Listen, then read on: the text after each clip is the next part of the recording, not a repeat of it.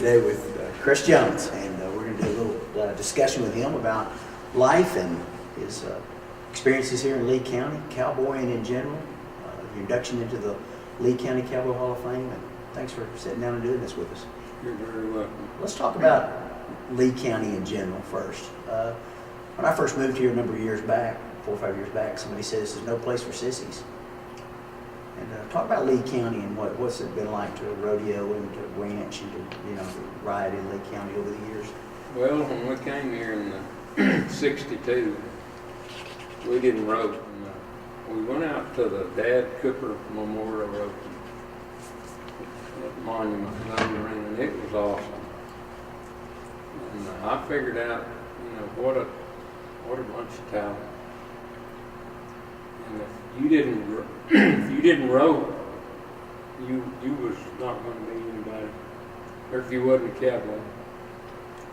And so I started then trying to be a better cowboy and roper.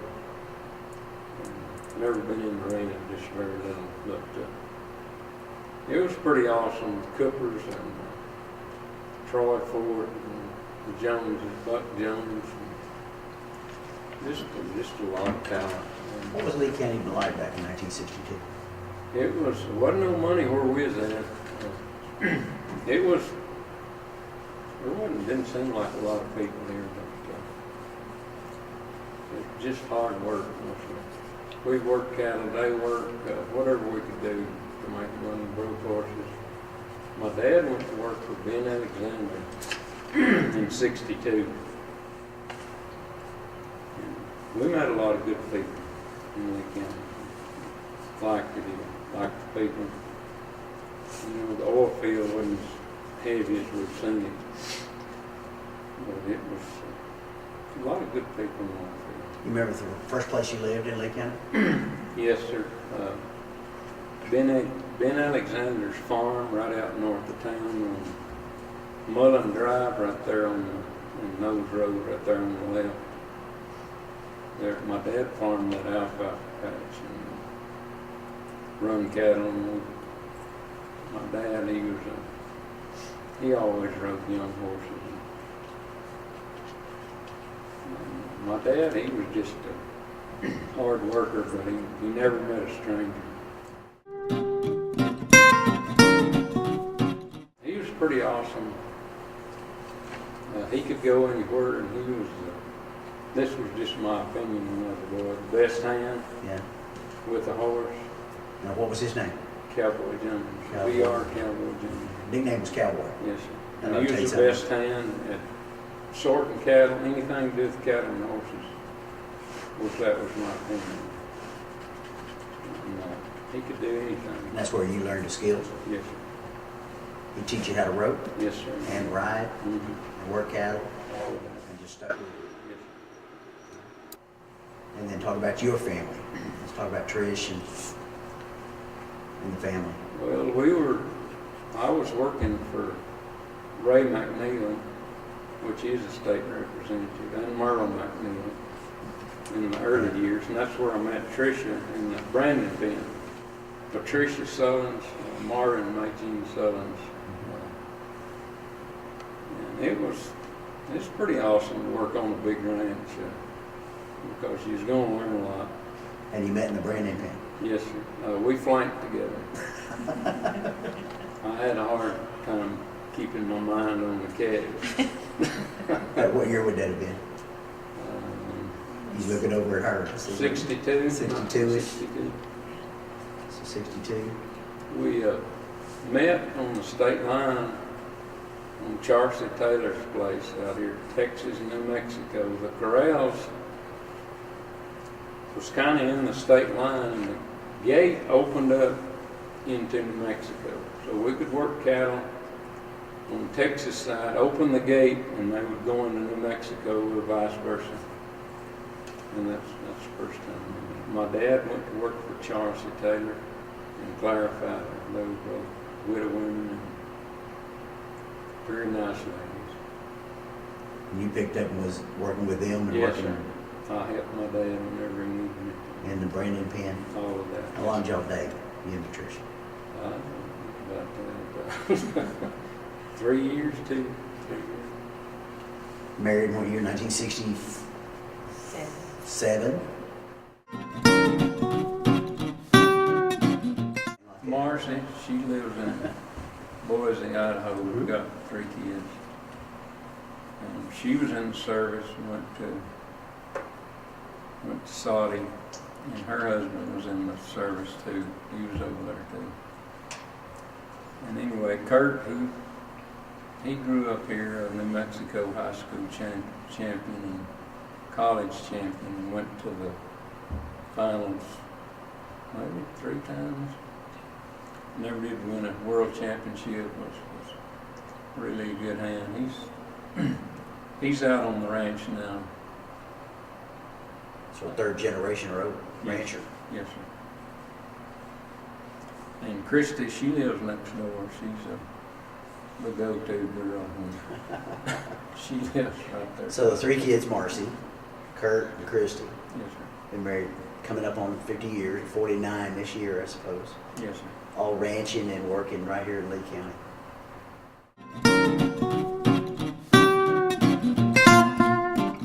Well, age used to make a difference, your age, but now it's a handicap, kind of like golf. And you rope against guys, 18 years old to 25, 30 years old. I'm 69, they're 25, but still, it's... Where are you roping right now? You get 12, 5? I am a number 6. 6. Yes, sir. Oh, and team roping is backwards than it is in cap Yes, sir. roping. Yes, sir. And it's you meet so many people, real good people. It used to be just ranching, and now it's bankers. You rope with bankers.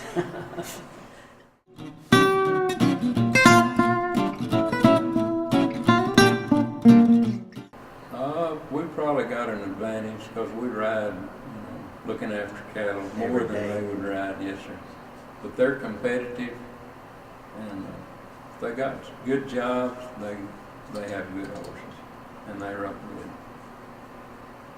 And I've roped out in California and Arizona, and it's been quite a journey.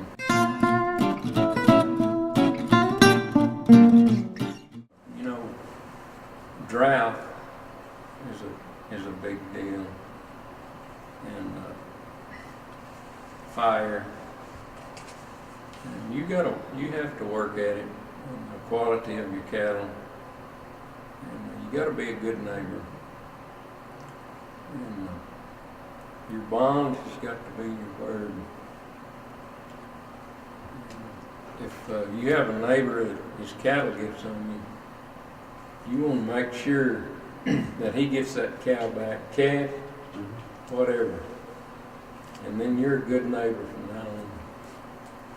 And your neighbor, they'll do you that way. Well, hopefully they will. And you'll lose a calf along, Might be somebody that's hungry, They'll just disappear out of thin air, but,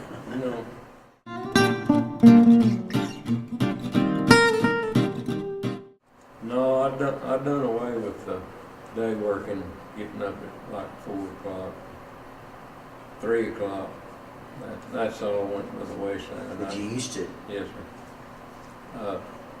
I worked for Snyder Ranches, and Sam Bruton was the foreman. And you'd get up at 3 or 4 o'clock, and we'd work towards Carlsbad, 4, 5, 6 ranches, and I rode the rough train, and the rough train was rough.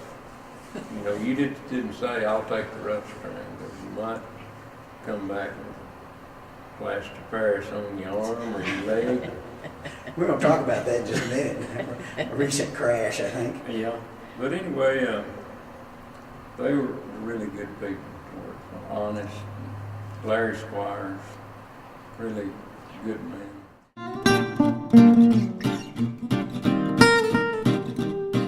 Well, the last one, I don't know if it's been 6 or 7 years ago, but we couldn't get hay there was no hay, and what hay there was, it went to like $300 Sky. for a round bale. Yeah, Sky. $325, $350.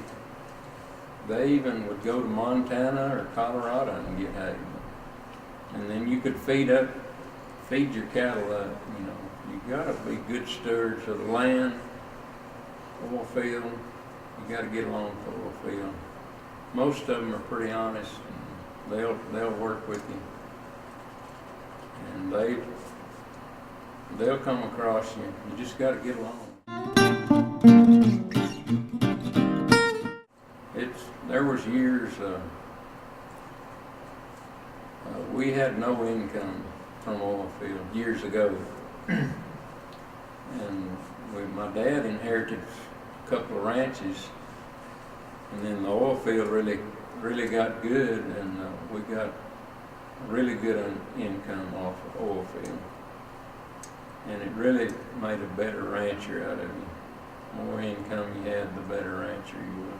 They're paying for the rights to be on your land Yes, and to sir. travel Right across away. it, Yes, sir.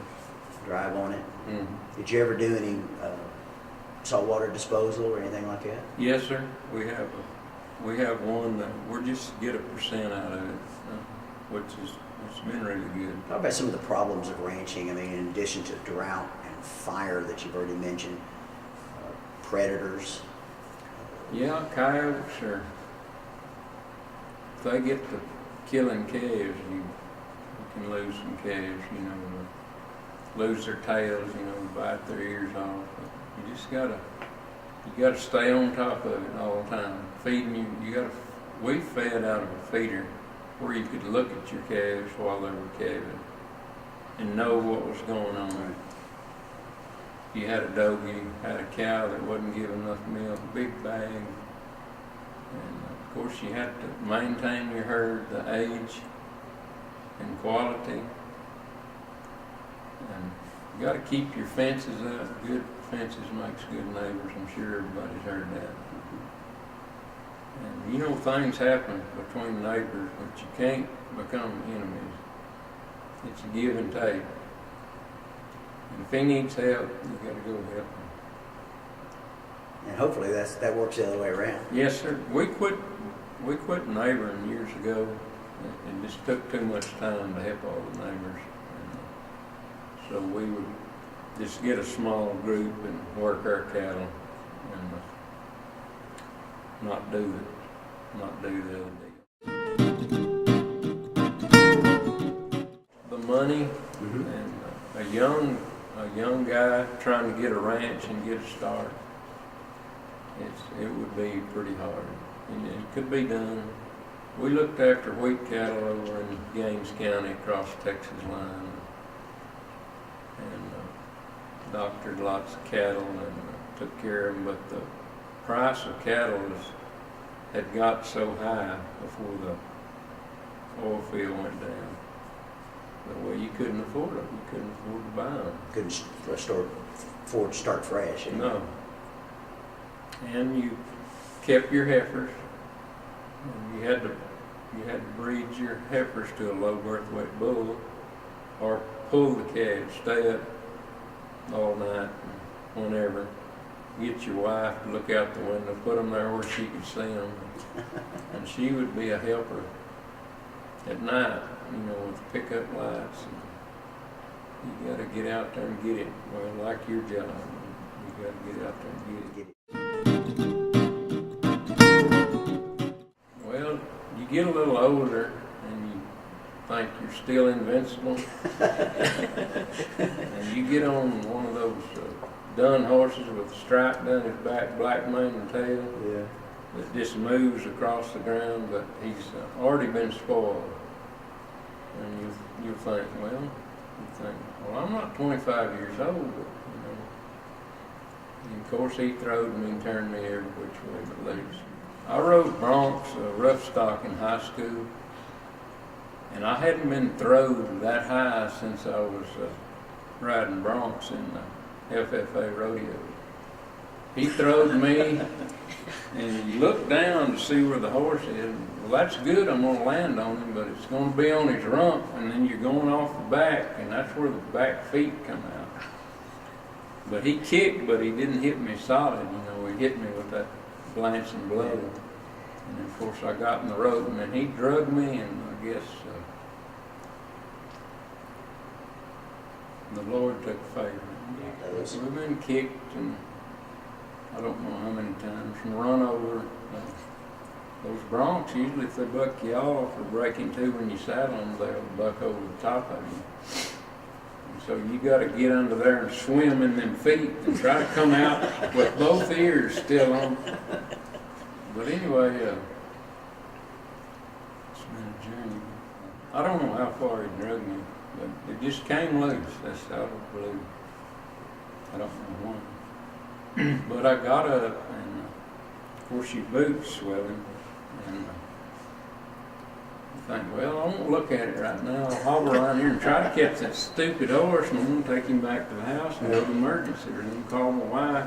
She won't answer the phone. She's in a meeting with Daryl and somebody else. Get the Cowboy Hall of Fame meeting. That's important. But we'd get bucked off, and we'd get up and knock the dirt off, and you'd finish the day. You wouldn't go home. And then that night, you would put liniment on, or whatever you could put on, get your wife, was the nurse, and try to patch you up, put some heat on, and she pops my back. Put your back in, pop it, and you get up the next morning and say, honey, you're good to go. And you're thinking, really? It doesn't feel like I'm good to go. But I started breaking horses out on that farm out there, Ben Alexander's, when I was about 13. Well, it's like any job, you've got to love it. And first of all, you got to love horses and cattle, and you got to work these cattle so you can take a horse. You go try to buy a horse cheap as you can, but with some possibilities, some looks, breeding, papers, and you just got to start out on from scratch. You get on them and can't move them a step. He called them prospect horses. Prospect horses. Kind of like a wife, there's some prospects, and some of them will dump you on your head, and you gotta go on by. Get ready. Some of them are good prospects and some aren't. And of course, we'd get barrel horses that horses have been spoiled, is the biggest problem. But if you give them enough training, well, we rode every day. What would not keep you from getting them trained?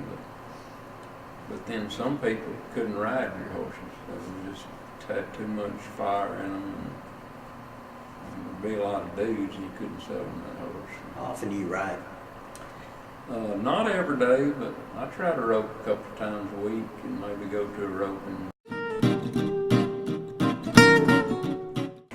Not yet. Not yet. Tuffy Cooper, he didn't have any mechanical stuff like that, because you wouldn't go saddle your horse if you'd go saddle that four-wheeler,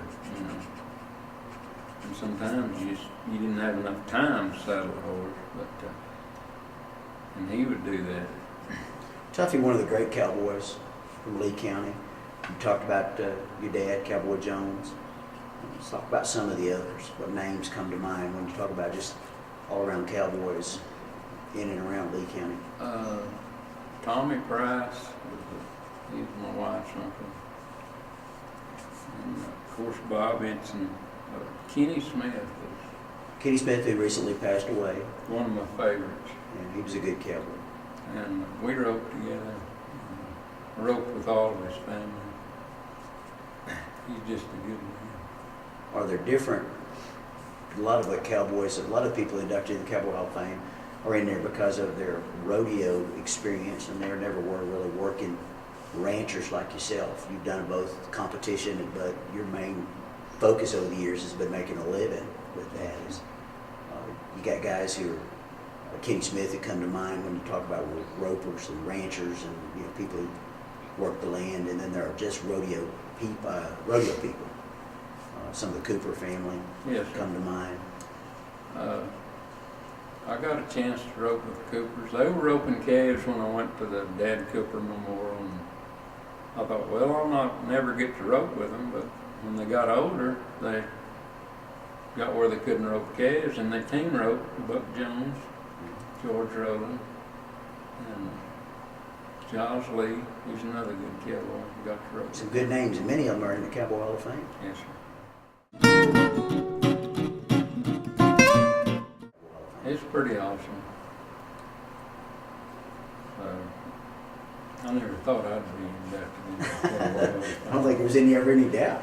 And, you know,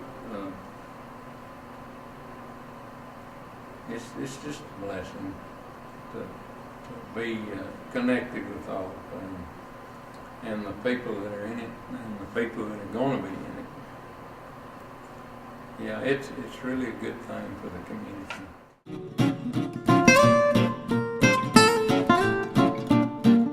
There is a future for it. No, there's lots of young cowboys coming up. You hear that comment, well, they don't have any cowboys. Well, I disagree with that. Bill Angel, really good cowboy, young guy. They're coming up, and it won't be long until they'll be, they take over.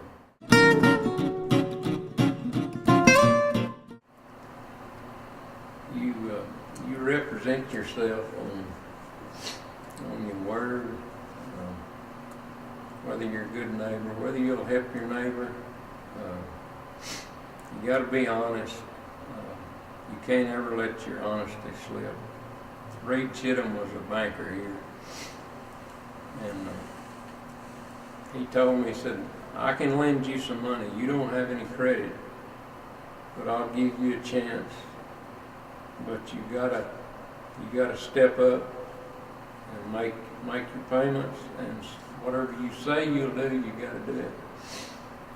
And I couldn't borrow a penny, and he got me started down at Monaco, borrowing money. Of course, we didn't have no money to operate on, so we had to borrow money. And it's really important.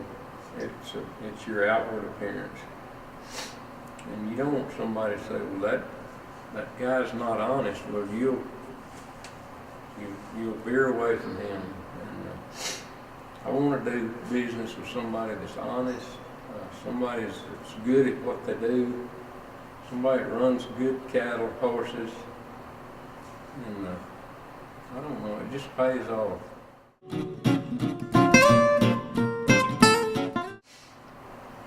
Try to get you if you don't have a dad, try to get you somebody that you can Mentor of some sort. feed off of. Yeah. And it's amazing what you learn by watching. Even guys, cattle. These people that run cattle in Lee County, you can watch their setup. And, John Norris is one of them. And they have good cattle, McNeil Ranch, and they